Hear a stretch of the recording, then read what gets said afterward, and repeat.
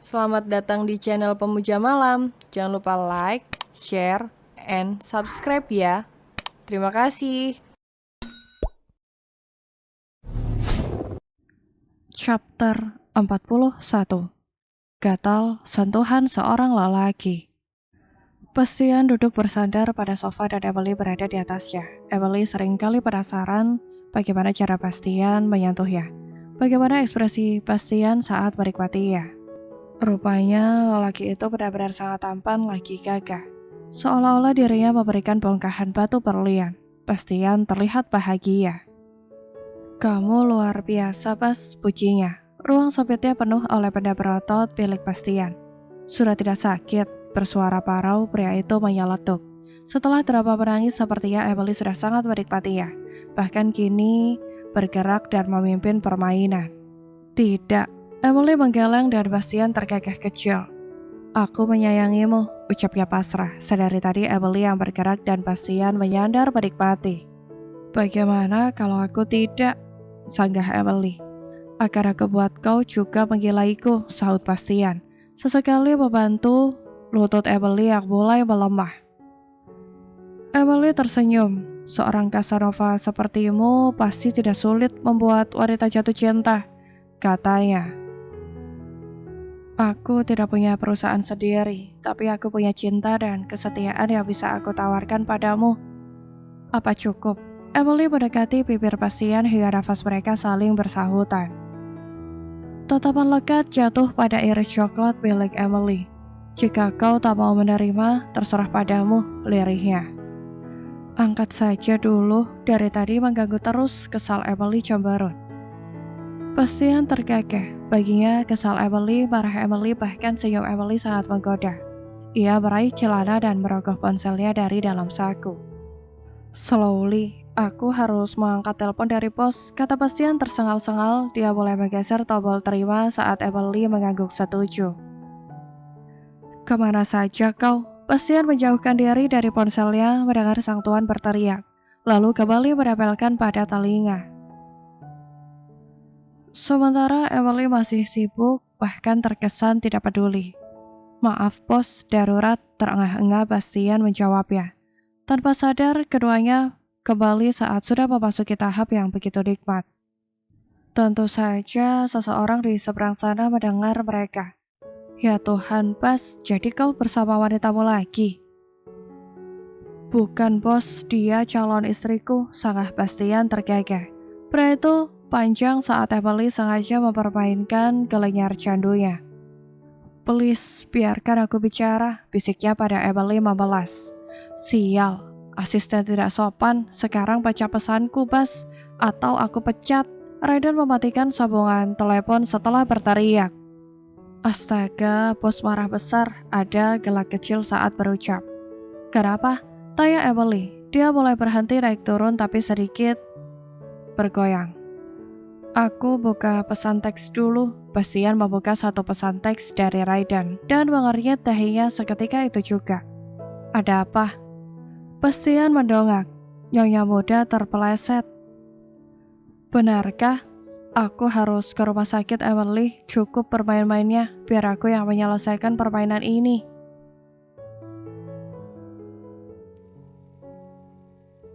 Di sisi lain, Arga menghubungi beberapa bodyguard milik Abimanyu yang biasanya dia tolak jika sampai mengikuti. Kali ini Arga menelepon untuk memberikan tugas tambahan.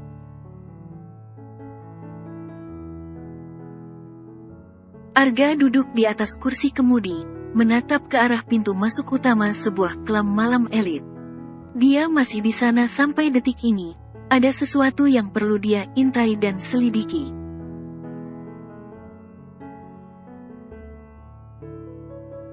Barusan dia melihat Lisha sang ibu tiri berdandan bak supermodel dan duduk di kursi bartender. Pantas saja, akhir-akhir ini Lisha sering beralasan ingin pulang ke rumah orang tua. Jadi ini alasannya, agar lebih bebas mencari mangsa.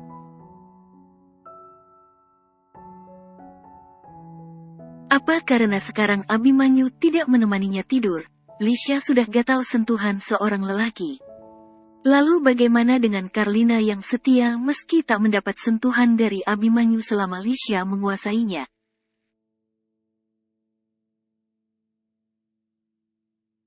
Arga penasaran, apa alasannya Lisha mencari berondong dengan penawaran yang mahal? Kenapa ada perempuan seperti Lisha ini?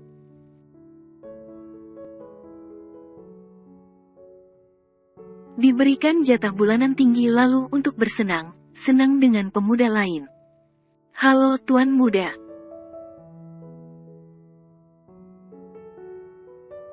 Aku perlu bantuanmu. Datang ke Klam Primep sekarang juga.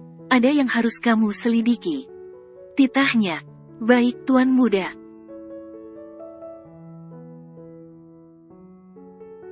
Arga mematikan panggilan, lalu meraup perlahan wajahnya, menyadarkan punggung pada joknya.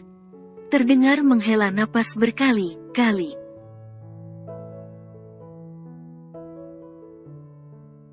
Kenapa aku masih saja kasihan sama Romo, padahal dia sudah mengkhianati ibu bertahun-tahun? Gumamnya lirih. Tak akan pernah ada kebencian seorang anak, meski apapun alasannya, sebab setitik kasih yang dia rasakan akan menciptakan sebuah penghormatan yang menggunung.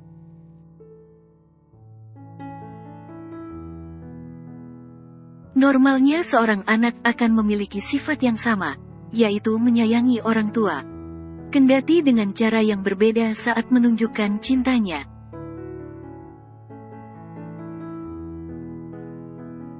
Selama ini, meskipun mendua, Abimanyu masih menjadi ayah yang baik bagi putra-putrinya.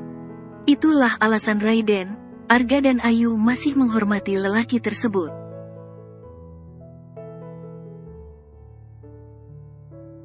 Lo bilang gak mau, kenapa nyuruh gue ngawasin nih tante? Pesan dari Boy yang baru saja Arga terima. Gue mau tahu, malam ini dia ngobrol dan bertemu siapa saja. Jangan tanya kenapa dulu, ini darurat. Balas Arga.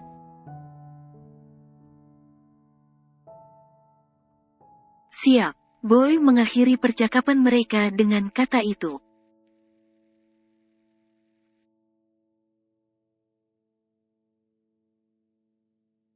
Tangisan bayi laki terdengar memekakkan telinga. Bukannya bising, semua orang justru tersenyum gembira. Suasana gegap gempita mengiringi setiap tarikan suara sang putra mahkota. Karlina menggendong tubuh mungil bayi yang baru saja lahir. Eyang pun duduk di sisinya.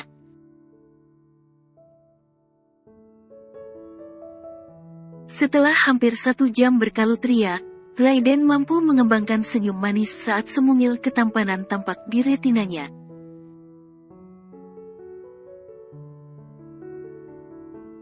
Kaesang Narendra Wardana adalah nama yang Raiden pilih untuk menyertai setiap denyutan nadi putranya. Ada sesuatu yang tidak bisa dokter diagnosa sekarang ini.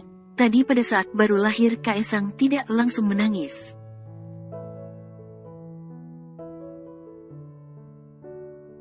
Saat ini dokter masih berpikir positif, tapi Kaesang masih dalam tahap pengawasan. Benturan keras yang terjadi lebih membuat dokter sedikit overthinking.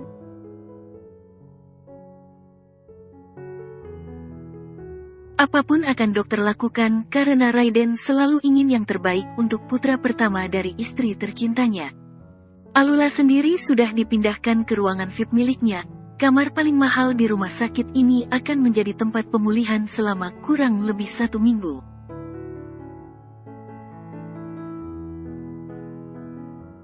Beberapa jam setelah operasi, Alula memang perlu tetap berbaring dan beristirahat di tempat tidur. Hal ini penting dilakukan agar tenaga Alula pulih, sekaligus menunggu efek obat bius berkurang.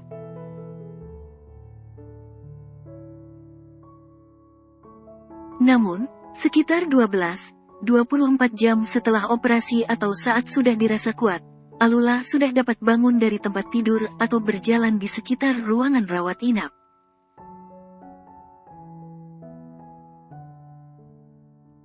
Aryan tersenyum mengusap lembut puncak kepala adik kesayangannya.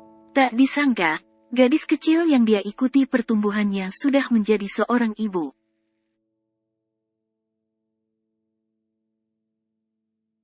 Gadis cengeng itu sudah bertransformasi menjadi wanita yang dipaksa harus dewasa. Adik abang sudah jadi wanita hebat. Puji Aryan.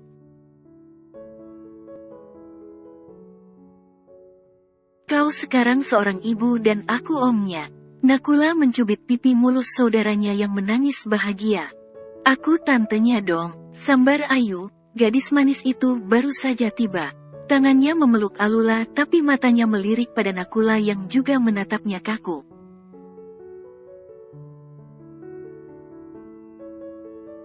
Jangan kaget, di antara mereka memang sering ada kontak mata, karena kebetulan mereka satu jurusan yaitu ekonomi. Nakula ingin menjadi pria kantoran seperti laki pada umumnya dan Ayu harus ikut mengambil bagian di kantor ayahnya yang dipimpin oleh abangnya.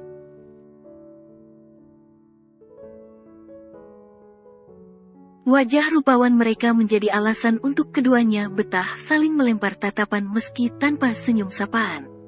Nakula dingin bila dengan orang lain. Ayu menyengir pun tidak dia hiraukan.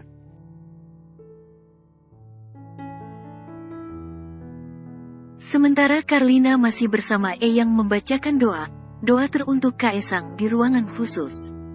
Raiden baru saja tiba di ruangan VIP milik istrinya. Ia mengambil alih kursi Ayu untuk duduk berdekatan dengan Alula.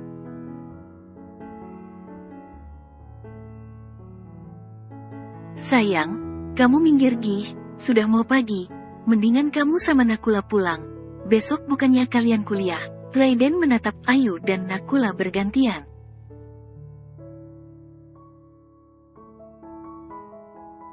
Iya, Ayu ada kuliah pagi. Sahut Ayu dan Nakula hanya diam saja. Tapi mereka satu dosen, jadi sudah pasti Nakula pun ada kuliah pagi.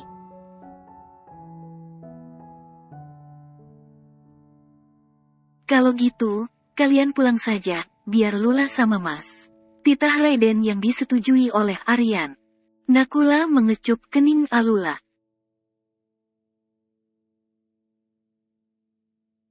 Aku pulang, kamu baik di sini, ujarnya yang dijawab dengan anggukan kepala Alula. Dia pergi setelah berpamitan dengan Aryan dan Raiden.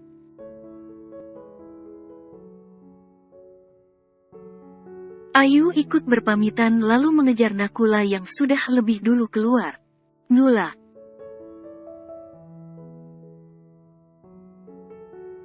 Ya, Nakula menoleh tanpa berhenti langkah. Kenapa? Tanyanya.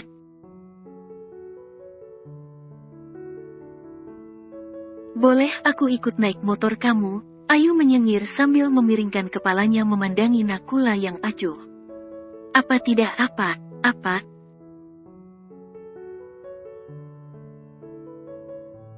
Maksudnya, kamu naik motor, apa tidak masuk angin?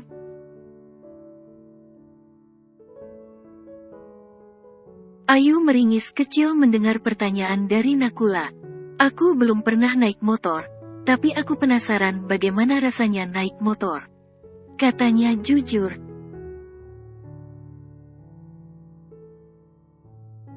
Lebih baik jangan. Nakula melebarkan senyum dan tolehan sekilas lalu mempercepat laju langkahnya. Sementara Ayu terdiam mencebikkan bibir sambil menghentikan langkah, membiarkan Nakula pergi begitu saja mendahuluinya.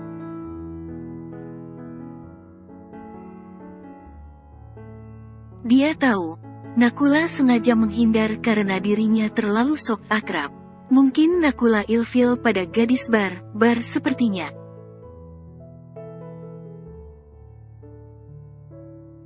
Bersamaan dengan itu, Bastian memasuki ruangan Alula dengan guratan kepanikan. Apa aku tertinggal berita?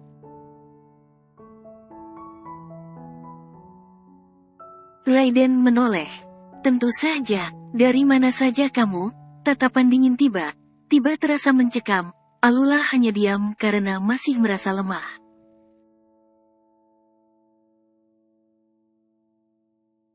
Maaf bos. Raiden berdiri kemudian melangkah keluar dari ruangan.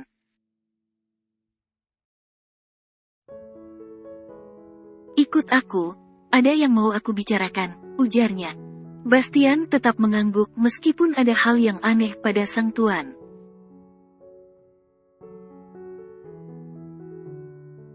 Oke, lirihnya.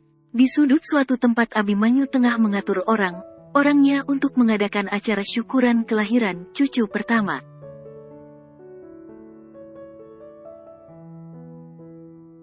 Abimanyu antusias. Semua acara harus sesuai dengan keinginan dan tradisi keluarga konglomerat itu. Raiden hanya tinggal terima beres saja.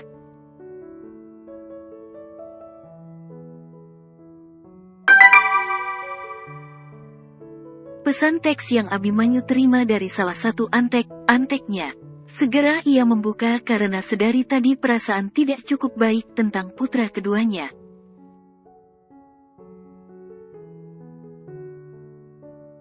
Sudah dari jam 9 Tuan Muda Arga berada di Klam Primep bersama temannya. Tapi sekarang Tuan Muda berada di Hotel Primep yang tidak jauh dari bar.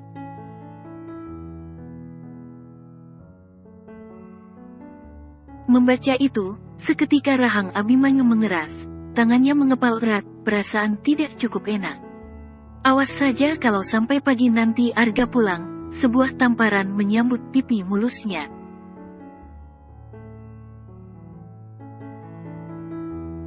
Sudah berani Arga minum bahkan mungkin bermain wanita dan membawanya ke hotel.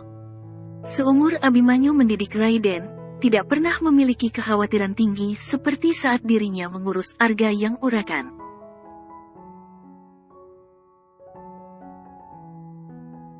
Sekolah di Amerika sana bukannya menjadi sarjana yang pintar, tapi malah lebih tidak tahu adab. Di lain bangunan, Arga telah memasuki koridor suite room Hotel Bintang 5, kesanalah Lisha pergi bersama Boy.